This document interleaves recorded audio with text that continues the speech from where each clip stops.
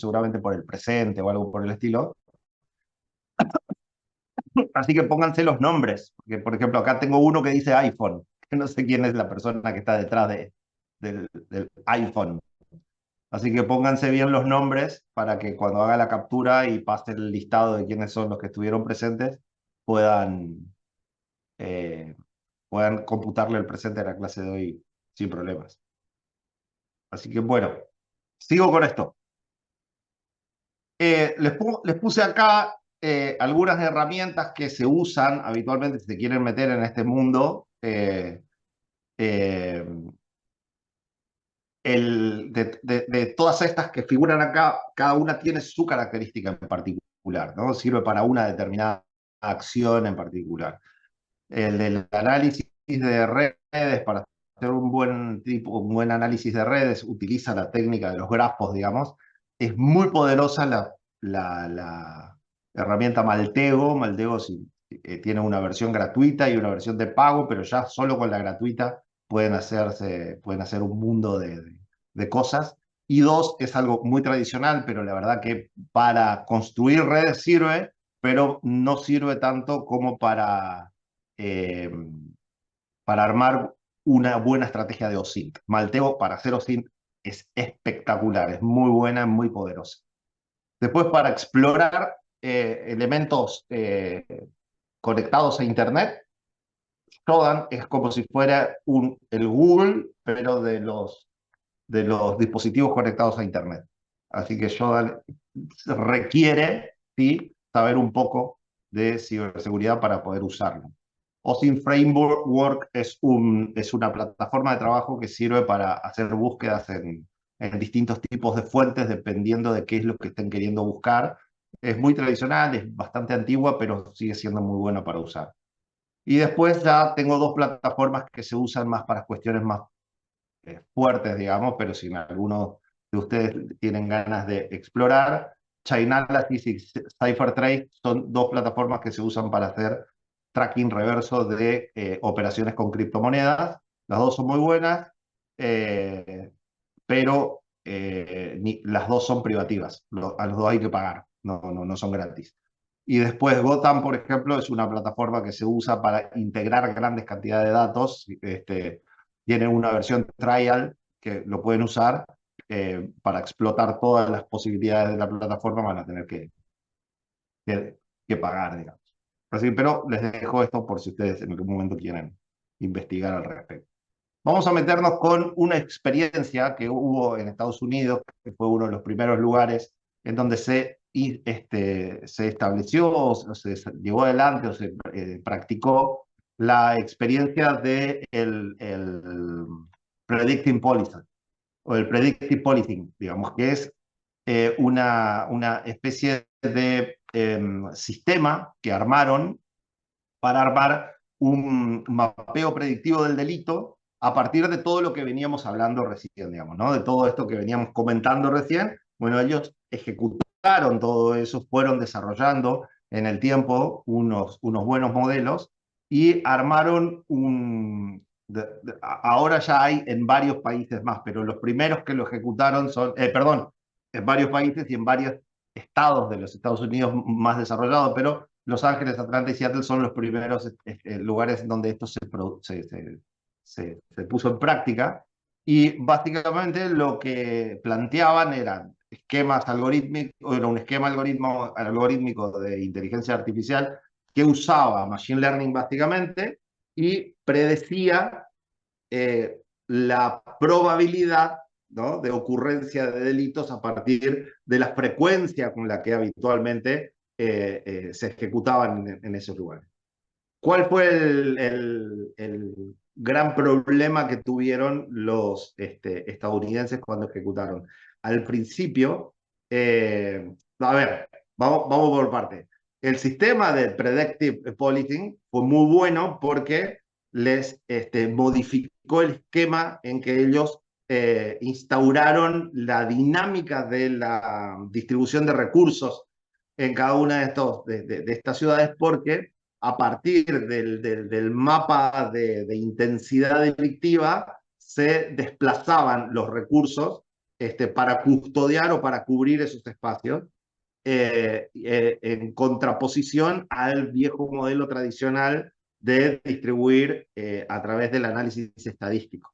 Entonces, con la incorporación de los modelos de inteligencia artificial a la estrategia de delito predictivo, digamos, los tipos lo que lograron fue ejecutar mejor esos recursos. Vieron que los estadounidenses son bastante celosos cuando hacen estos análisis de cómo ejecutan los presupuestos públicos. Bueno, los tipos en sus primeras manifestaciones decían que les había servido básicamente para que el control de los presupuestos que tenían destinados para este tipo de práctica les permitió mostrar con mayor profundidad en qué se gastaban los recursos públicos. Pero tuvieron una serie de cuestiones de ellos, en particular en los primeros modelos que recién aparecían, porque tenían sesgos algorítmicos, digamos, es decir, los modelos que ellos entrenaron, sus modelos de inteligencia artificial con modelos históricos, que perpetuaban los sesgos que ya existían en cada una de estas ciudades. Es decir, los sesgos, después vamos a hablar un poco cuáles son los distintos tipos de sesgos que existen, pero básicamente lo que planteaban, lo que ellos terminaron profundizando, fue que los sesgos propios de la construcción de los viejos modelos terminaban ejecutándose de la misma manera, ¿no? Entonces,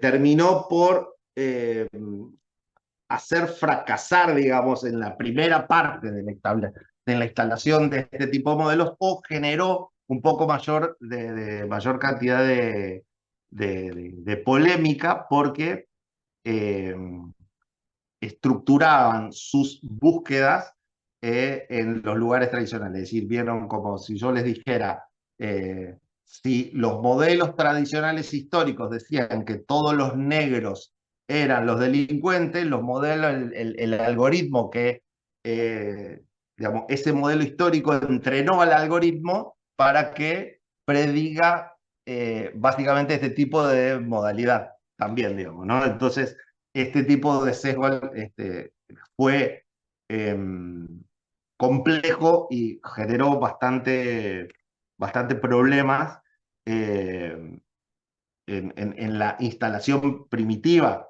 de estos modelos, que después obviamente tuvieron que ser perfeccionados, eh, y a medida que fueron desarrollando un modelo de entrenamiento, a medida que fueron entrenando el modelo con algoritmos un poco más pulidos y detallados, el mapa delictual empezó a modificarse, digamos, ¿no?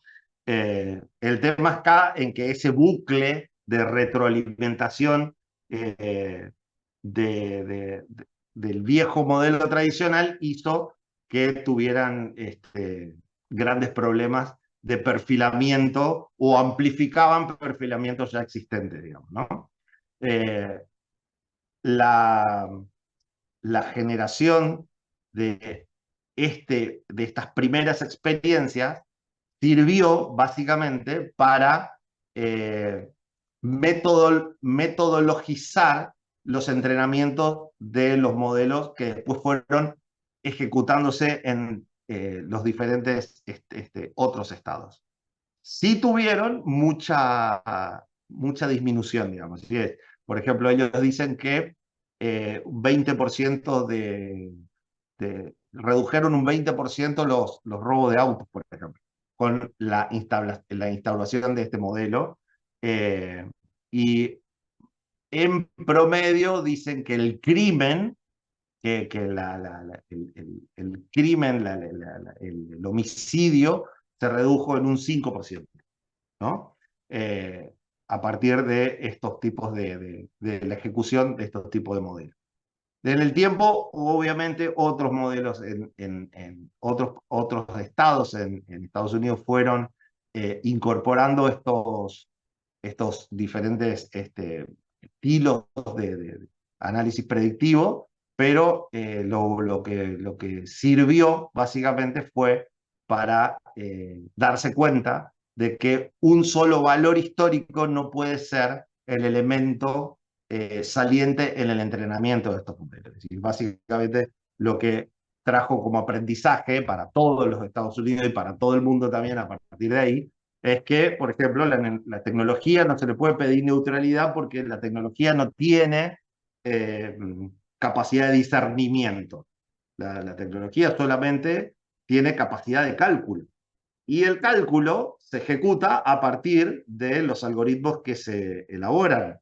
Y los algoritmos ejecutan sus procesos sobre datos que el propio humano fue cargando, digamos. Por lo tanto, si el algoritmo no está bien estructurado o los datos con los que son entrenados los modelos no son buenos, la tecnología obviamente va a terminar cometiendo errores, pero que no son propios de la tecnología, sino que son propios del sistema con el que fue entrenado ese modelo.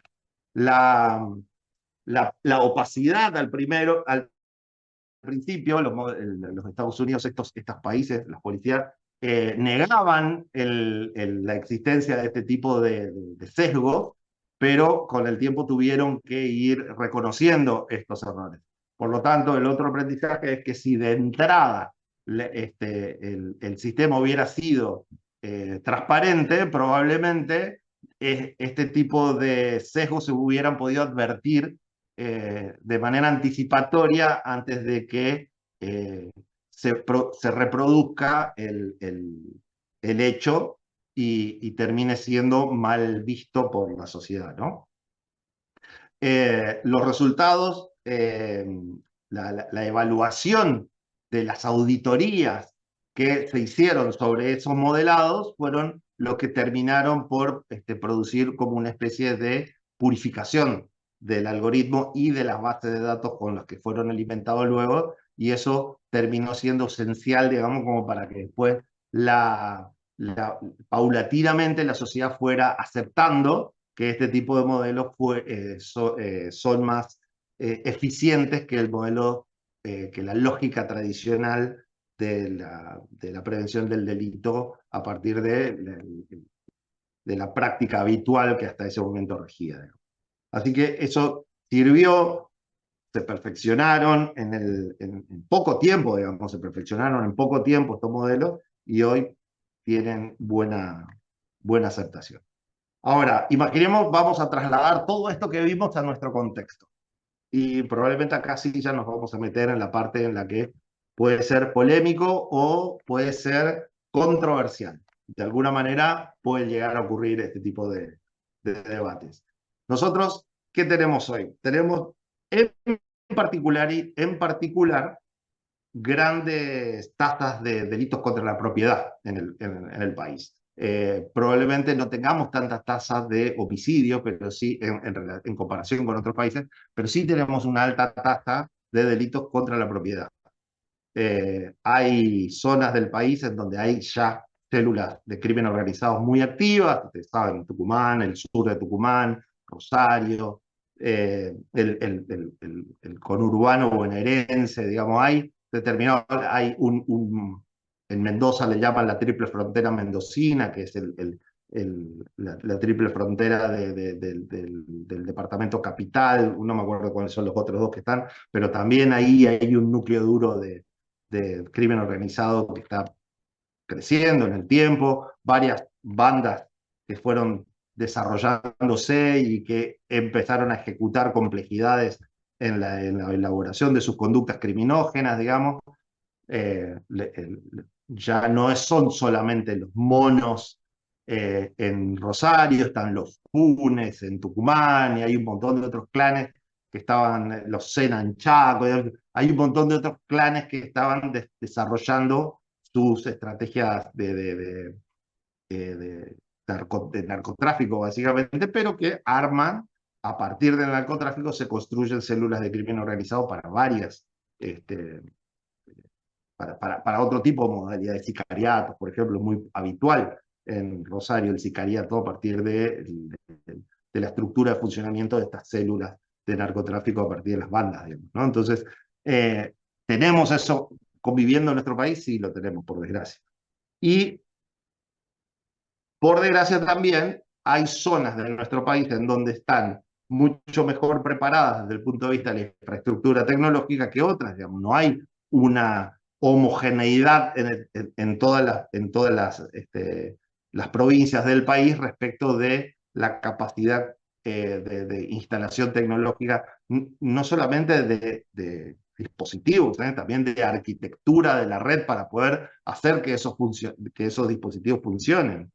Entonces, tenemos ese desacople también con el resto del, del, del país en virtud de la diferencia en que se fueron desarrollando, digamos, ¿no? Creciendo vegetativamente este tipo de despliegues tecnológicos en las zonas urbanas con mayor acentuación, digamos. Entonces, ¿qué pasó? Algunos municipios comenzaron a incorporar estrategias de inteligencia artificial dentro de su estructura de funcionamiento, pero con suerte dispara, ¿no? Es decir, la capital federal, la ciudad de Buenos Aires, fue una de las primeras que incorporó el reconocimiento facial vinculado a las cámaras del Centro de Monitoreo Urbano, y especialmente en las cámaras que estaban en los subtes, en las estaciones de trenes, y fue discontinuado ese proceso a partir de presentaciones legales que organismos de derechos humanos tradicionales presentaron porque planteaban como que era una invasión a la privacidad de las personas el hecho de que hayan cámaras que los filmen y que macheen los rostros contra una base de datos de prófugos, por ejemplo, ¿no? Entonces, bueno, la justicia de la Ciudad de Buenos Aires le dio curso al planteo ¿cómo se llama?, del amparo que se presentó en su momento, y está discontinuado el uso de ese sistema, por lo menos por el momento, en la Ciudad de Buenos Aires. En Escobar, por ejemplo, tuvieron una suerte más desarrollada. Ellos ya tienen incorporado este tipo de, de estructuras que machean contra bases de datos. Tigre también lo tiene, y no necesariamente ahí hay un conflicto en ciernes, por lo menos hasta ahora. Entonces la suerte está dispar porque también depende de conceptualizaciones y de categorizaciones en donde indefectiblemente la política también mete la cola, y esto termina perjudicando en definitiva a toda la sociedad porque de alguna forma esto lo expreso no de manera peyorativa, sino como un relato de la realidad, digamos. Cuando se investiga un delito, hay un código procesal que hay que cumplir, es decir, quien comete un delito no tiene que cumplir ningún código. Quien investiga un delito tiene que cumplir una determinada cantidad de pasos procesales, porque si fracasa en alguno de esos pasos procesales, la investigación está mal instruida y se cae, por más sólidas que sean las pruebas. Entonces, siempre, desde el punto de vista de la investigación del delito, siempre va a haber como una concatenación de eventos que hacen que la investigación sea más difícil que la comisión del delito per se, ¿no? El que comete el delito no tiene que cumplir ningún tipo de pacto, lo único que le interesa es cometer el delito. Quien investiga tiene que cumplir una serie de procesos, porque no se puede cometer un delito para investigar otro delito. Muy bien, ahí tenemos ya algo que desde la antigüedad está inscripto en la forma en que se investiga un delito una vez que el delito se produjo. Pero en la prevención del delito, la tecnología, a medida que va evolucionando, le promueve mayor cantidad de herramientas al que comete el delito, y las mismas herramientas no pueden ser utilizadas por quienes deben prevenir el delito. Por lo tanto, a medida que esta discusión no se resuelva, la brecha que va a existir entre la potencialidad que tienen los que cometen el delito y la potencialidad no usada que tienen los que podrían prevenir el delito se va a hacer cada vez mayor. Entonces, este tipo de lógicas en nuestro país existe, por desgracia, y estos debates no se terminan dando, no se terminan consolidando en los lugares donde se tienen que debatir, digamos, que son los espacios legislativos. Entonces, tenemos grandes desafíos específicos en nuestro contexto. El marco legal absolutamente fragmentado, ¿sí? No hay un estándar de inteligencia artificial, no hay nada de eso.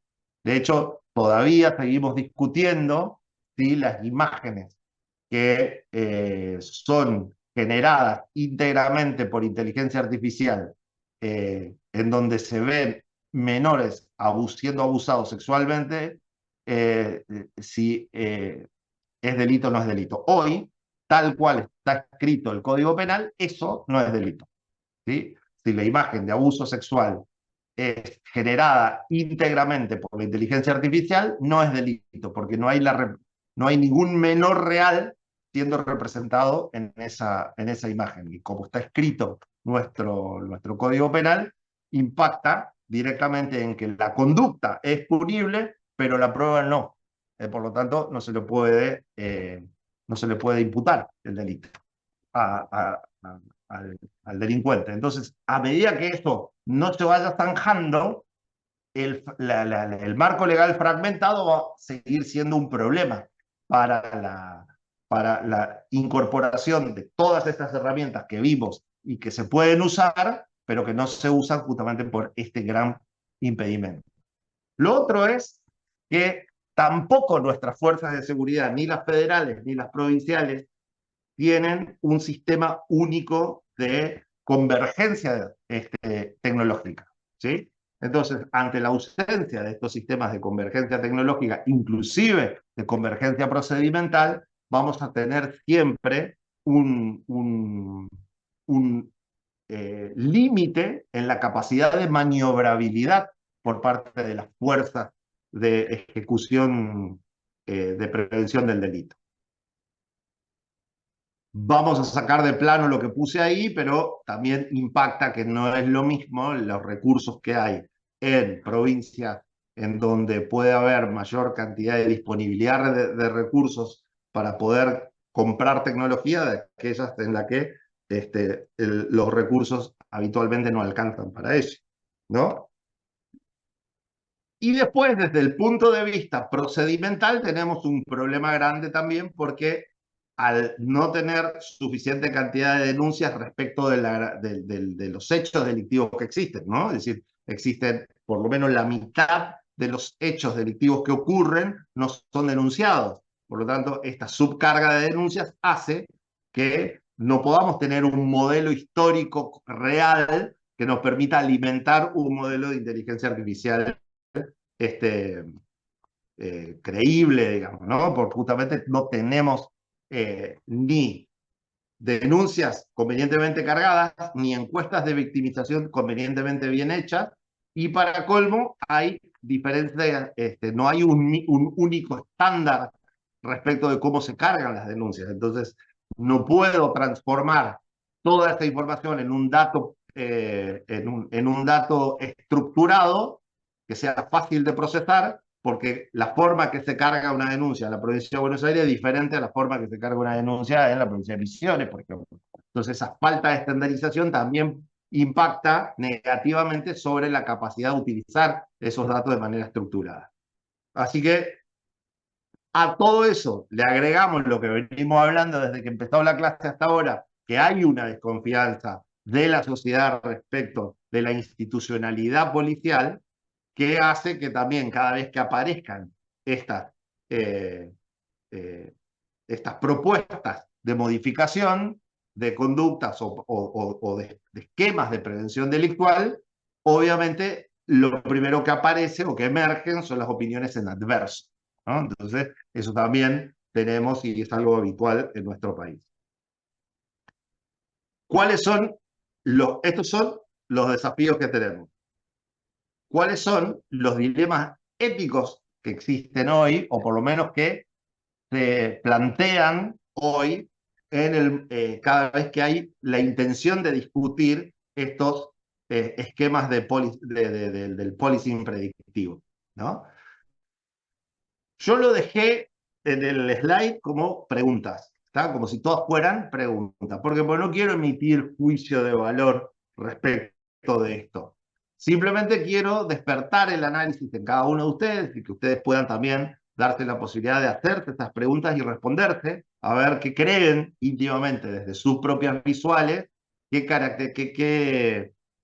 respuestas darían a cada una de estas preguntas.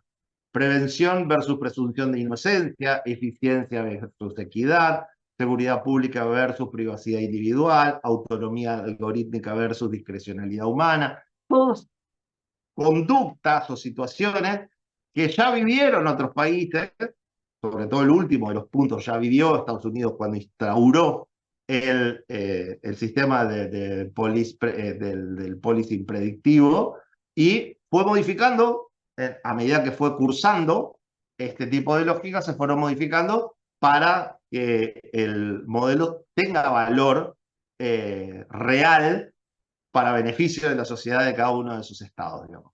Ahora, es dable decir que sin un debate en torno a estos temas, difícilmente nosotros podamos llevar adelante una práctica similar, sobre todo si estos temas no se abordan con seriedad, digamos, ¿no? Desde el punto de vista de la chicana política, o desde el punto de vista de la chicana conceptual, o de, ¿no? De que vos porque sos ratio, ¿no? Es todo este tipo de lógicas que en los medios aparecen habitualmente, pero en los espacios en donde esta discusión debería darse, debiera estar desprovisto de esta lógica que hasta ahora no lo he visto, digamos.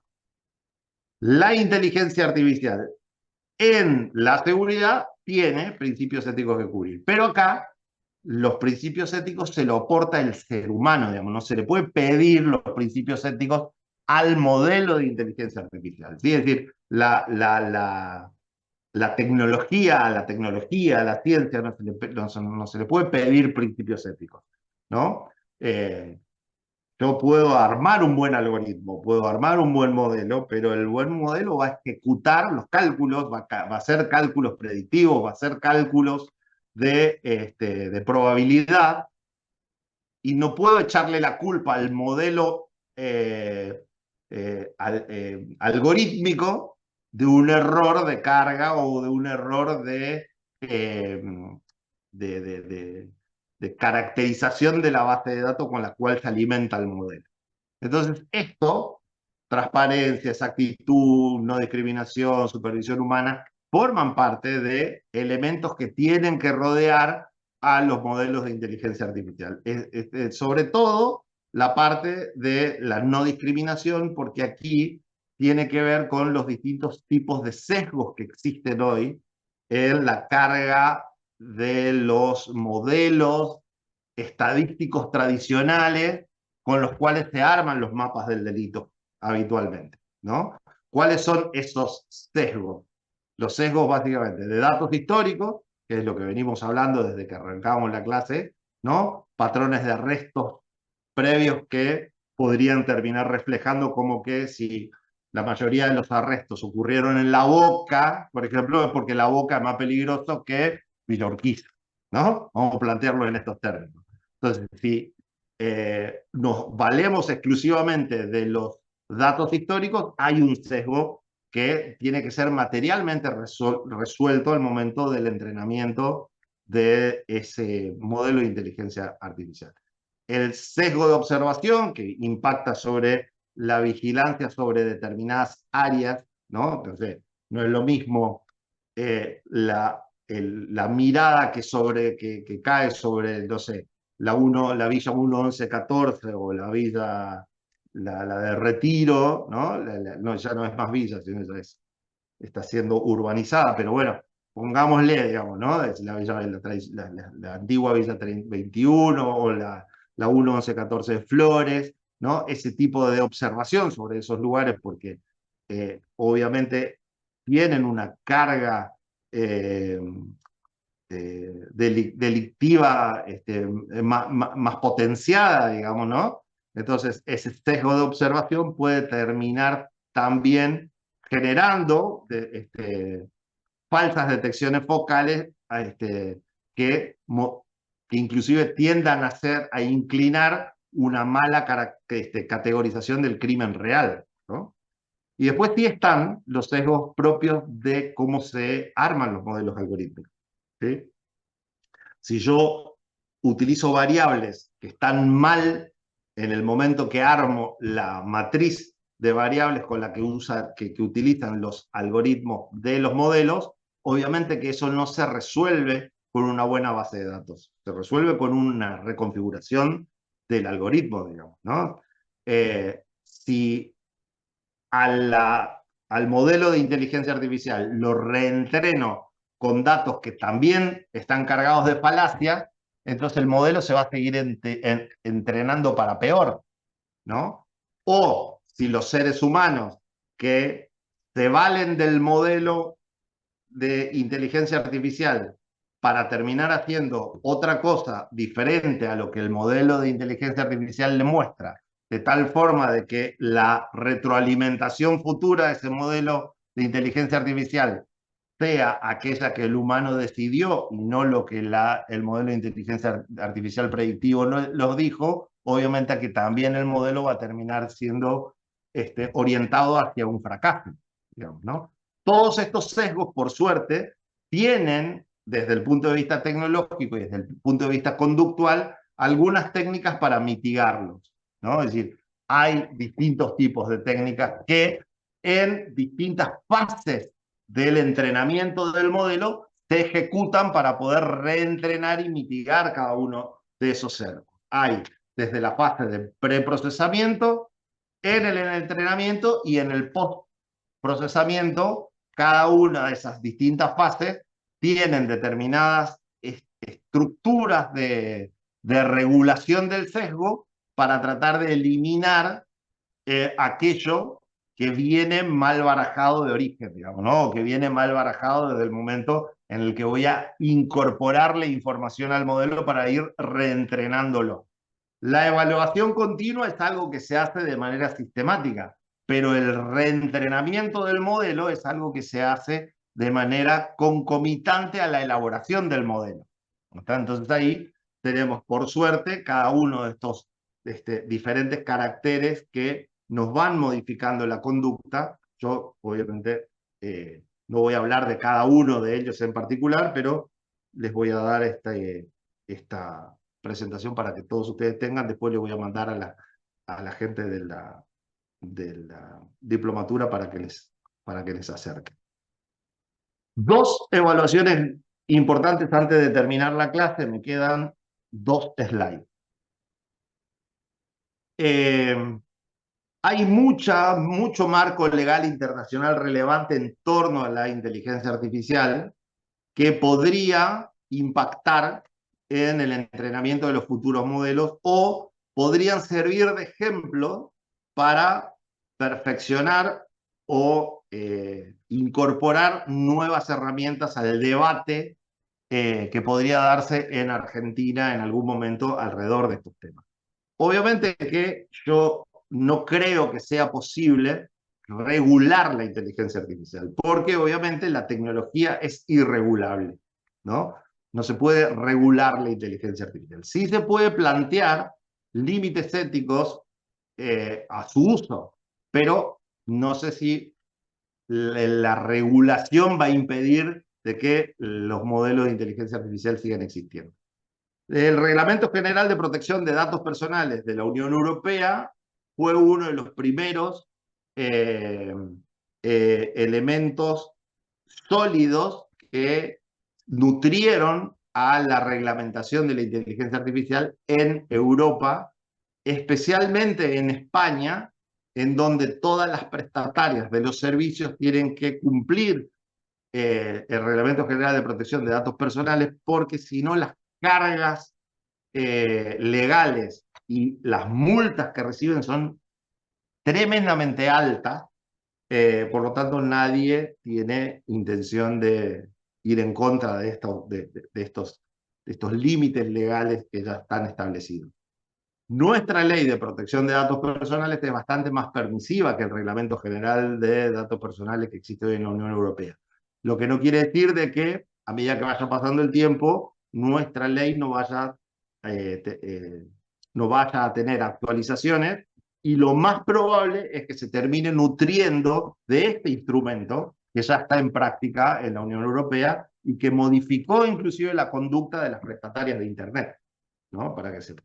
Y después, los principios de la OCDE sobre inteligencia artificial. Argentina forma parte de la OCDE, por lo tanto, tiene la necesidad de cumplir estas guías internacionales respecto de la inteligencia artificial centrada en los humanos, digamos, ¿no? Entonces, dos reglamentaciones internacionales que terminan siendo tomadas como modelo para los organismos que tienen que, de alguna manera, legislar en torno a este tema para lo que va a venir, ¿no?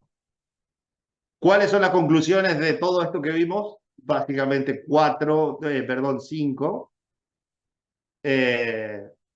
Cualquier modelo de inteligencia artificial aplicado a la prevención del delito tiene un potencial inmenso, pero no hace milagros, ¿no? Es decir, puede mejorar la prevención del delito, pero no es una solución mágica.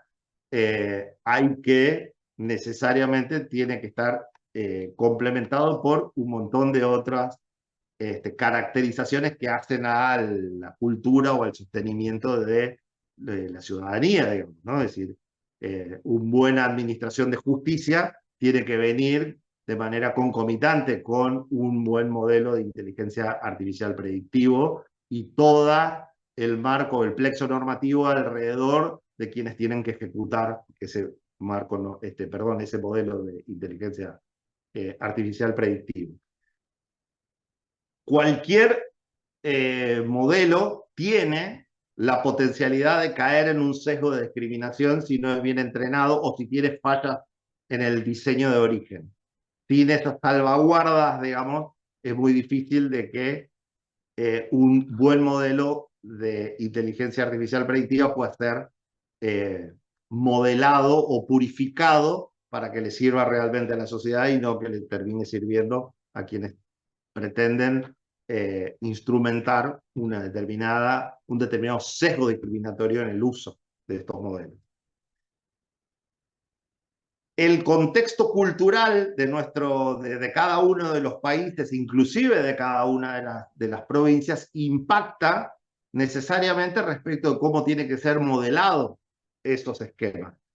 Que haya sido exitoso en Estados Unidos no quiere decir que vaya a ser exitoso en Río Negro, por ejemplo, ¿no? Que vaya a ser exitoso en Corrientes.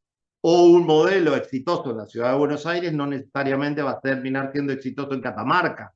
Por lo tanto, el contexto necesita todas las variables contextuales de las que estuvimos hablando hoy, necesariamente tienen que estar incorporados dentro de la conceptualización inicial con el cual se elabora el modelado de una plataforma de prevención del delito a partir de herramientas de inteligencia artificial. Y después, dos acciones que pueden ser polémicas o pueden ser no polémicas. Algunos autores plantean que si la ciudadanía participa de la decisión sobre los esquemas de vigilancia predictiva, es mucho más probable que los modelos terminen adoptando legitimidad mucho más temprano que tarde, ¿no? Hay en algunas ciudades, por ejemplo la ciudad de Buenos Aires, tiene lo que se llaman las audiencias públicas, que se montan cada vez que hay que armar o que hay que tomar una decisión importante en torno a un tema en particular, el aumento de las tarifas, vamos a ponerlo así. Supuestamente debieran existir audiencias públicas para poder discutir estos temas, o cuando se tiene que nombrar el Procurador General de la Nación o los jueces de la Corte Suprema, siempre se abren audiencias públicas para que las organizaciones de la sociedad participen en ese debate. Bueno, algunos autores plantean que también esas organizaciones de la sociedad, participando de un debate, promueven una legitimidad de estos sistemas de una manera mucho más rápida que si no participaran de este tipo de debate. Y después es imposible pensar que cualquier tipo de modelo de inteligencia artificial predictivo aplicado a la seguridad pública no genere controversias a medida que se va ejecutando. Por lo tanto, la regulación proactiva a partir de que esos modelos se van instaurando tiene que ser mucho más veloz y más ágil que la forma en que se legisla en nuestro país, digamos, o inclusive en nuestras ciudades. La lentitud con la que se llevan adelante las modificaciones de los plexos normativos hace que este tipo de sistemas tarde mucho tiempo en poder implementarse o inclusive en poder ser elaborados. Entonces, para que si tarda en habilitar la creación de un modelo de estas características, imagínense lo que puede tardar para corregirlo, los errores que tiene de diseño o de todos los distintos tipos de sesgos con los que pueden estar impactados este tipo de modelos. Entonces, si no hay una regulación proactiva o una agilidad en esa renovación de las regulaciones, difícilmente podamos llegar a una instancia en la cual todos estos tipos de modelados terminen siendo buenos en el momento de que puedan ser aplicados. Les dejo al final esta última reflexión y una pregunta para que cada uno de ustedes se haga, o si quiere dispare en sus pensamientos íntimos o entre ustedes cuando deseen hablar de estos temas, a ver qué opinión tiene cada uno respecto de esto y qué consideraciones les parece que podrían ser más relevantes para el contexto nuestro, el argentino, ¿no? ¿Cómo equilibrarían la eficiencia policial con la protección de los derechos individuales? ¿De qué manera lo harían? Bueno, les dejo esto solamente para que lo tengan en sus pensamientos, y si en algún momento arman algún foro de debate entre ustedes, bueno, tengan por lo menos un disparador como para que puedan divertirse un ratito discutiendo en torno a estos temas que vimos, que, como les dije al principio, no están exentos de polémica, no están exentos de discusión, pero si no la damos, nunca vamos a terminar resolviendo nada, y postergar este tipo de discusiones lo único que hace es empoderar a los esquemas delictuales en desmedro de la capacidad de las fuerzas de la ley como para poder prevenir el delito. ¿Sí? Cuanto mayor tiempo pase sin dar este debate, nuestras fuerzas de la ley van a terminar siendo cada vez más reactivas y no preventivas, porque sin resolver este tipo de lógica no vamos a poder lograr un buen modelo en donde las herramientas que nos brinda hoy la tecnología nos ayuden a estar un poco más cuidados. Así que hasta acá llegué. Déjenme que voy a dejar de compartir y voy a sacarle una captura de pantalla a esta. Déjenme 2 segundos.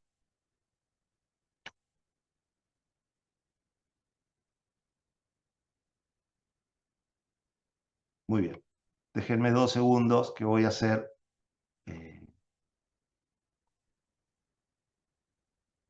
Voy a enviarle esto al director de la diplomatura como para que tenga lo que él me había pedido. Yo esto no lo hice en la última vez que nos reunimos, pero porque no me habían pedido nada de esto. Pero se ve que había que mandar la captura de pantalla para que puedan ver quiénes son los que vinieron a clases y quiénes no. Así que bueno, ¿alguno tiene alguna pregunta? Es un buen momento para hacerla ahora. Y si no, Les agradezco la atención y nos vemos la próxima. Yo ya no les doy más clases, pero los vemos la próxima, si es que hay alguna otra. ¿Tiene alguna pregunta alguno? Si no, terminamos acá. No, señor. Un placer, profe, gracias. Gracias, profe. Bueno, Gracias, nos estamos profesor. viendo. Gracias a ustedes. Muchas gracias. Hasta luego. Luego. Hasta luego, profe.